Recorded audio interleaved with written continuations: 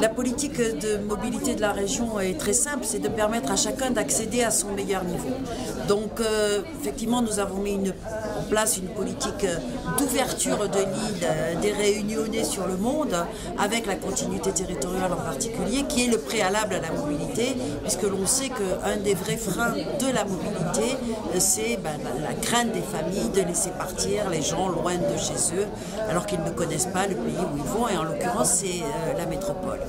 Donc effectivement, nous avons en la matière constaté, l'INSEE a constaté il y a quelques mois maintenant qu'il y avait un flux migratoire négatif, et nous avons voulu savoir ici à la région pourquoi ce flux migratoire était négatif, qui étaient les gens qui partaient, qui étaient les gens qui revenaient, pourquoi ils partaient, pourquoi ils revenaient, comment, combien de temps ils partaient, etc. Et c'est cette étude qui est présentée aujourd'hui.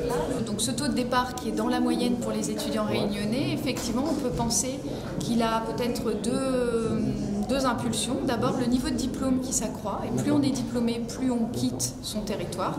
Et puis probablement que ces départs ont été motivés, accompagnés, en tous les cas été rendus possibles par certaines aides de la région ou du département ou de l'État, enfin de tous les politiques publiques. Cette étude mesure pour la première fois depuis 5 ans les échanges de migration entre la Réunion et la métropole.